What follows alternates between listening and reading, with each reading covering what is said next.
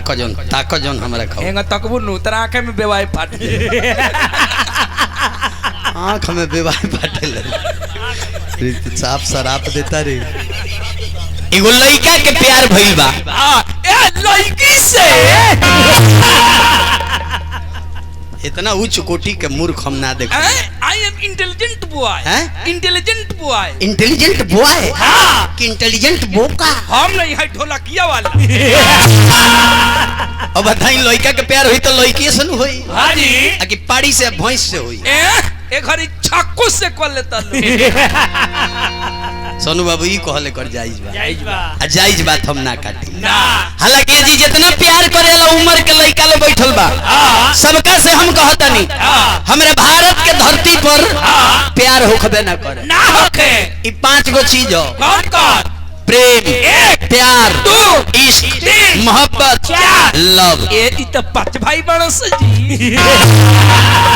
5 गो चीज है नो हां जी ते में से भारत के धरती पर का होला प्रेम होला प्रेम होला लिखल बा पोथी पढ़ जगमुआ पंडित भयानक कोई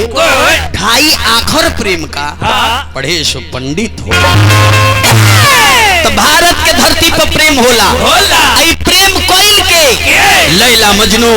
हीर रांझा सोनी महिवाल श्री फरहाद रोमियो जूलियट प्रेम कैली सीता जी भगवान श्री राम से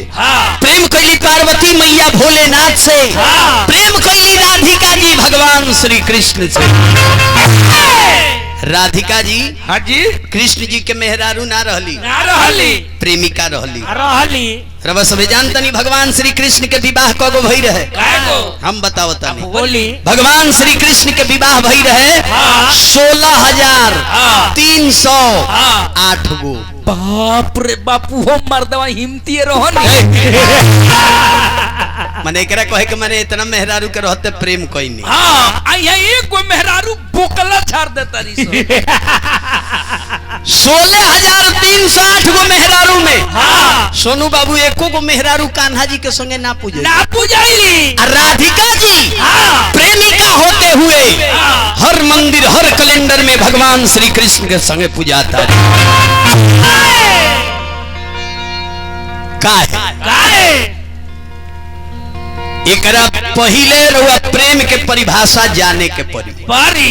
प्रेम का हो जवना में वासना ना होखे ओकर नाम हो प्रेम वासना रहित प्रेम के बनावल गई ना जी काहे कनी हो कन्हैया जी के कैलेंडर में वालो फोटो देखले हो कृष्ण जी के एक कैलेंडर में कृष्ण जी के मुकुट पका रहेला मोर के पंख रहेला नु अच्छा राम जी के मुकुट पर मोर के पंख काहे ना रहे काहे कन्हैया के मुड़ी पर मोर के पंख रहे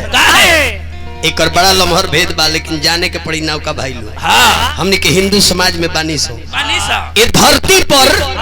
राम बच्चन चाचा मोर एगो ऐसा जीव हो मोर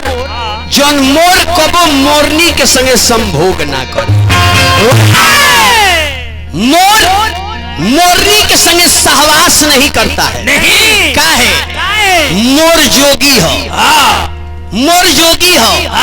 यही से भगवान कृष्ण अपना मुकुट पर मोर के पंख राखत रहनी काहे कि कान्हा भी जोगी रहनी 16,308 गो मेहरारू लो रहे लेकिन केहू के संगे कान्हा भोग कोइले ना रहले यही कारण हो कि कान्हा योगी रहले मोर के पंख राखत रहले अच्छा राधिका जी काहे पूजाइली 16,308 गो रानी लोग काहे ना पूजाई 16,308 गो रानी कान्हा के देख के कहीं ना कहीं काम वश भई रहे लोग लेकिन एकमात्र राधिका जी रहली जे कान्हा के देख के कहियो वासना जागले ना तो जोगी के संगे के पूजाला जोगी आज भी रोवा लोग बैठल बनी प्रेम प्यार के मतलब राधिका जी कान्हा से पूछ ली कि कान्हा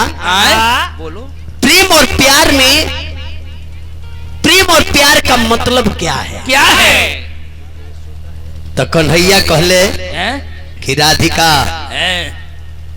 जहां मतलब आ जाए वहां प्रेम होता ही नहीं है जहाँ मतलब आ गई आ गए वहाँ प्रेम होता ही नहीं है। नहीं है। यही प्रेम में अंतर है और प्यार में अंतर है ना जी। बकरी घड़ी के लड़का लोग प्रेम थोड़ी करता,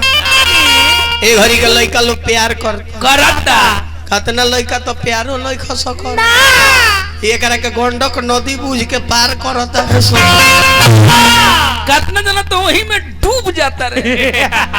लेकिन हम नौका भाई लोग कह प्रेम करबो तो राधा कृष्ण खानी तर जइबो, प्रेम करबो तो राधा कृष्ण खानी तर जइबो, आ प्यार करबो तो अरतिया के चक्कर में छोटुआ खानी फक दे मर जइबो। घर के लोग के पता लगी को बबुआ के धड़ भेटाइल हूँ खवाड़ी में, आ घेंट भेटाइल हूँ लेनवारी में, अब 5 भेटल हमरा पाने जी का फुलवाड़ी में।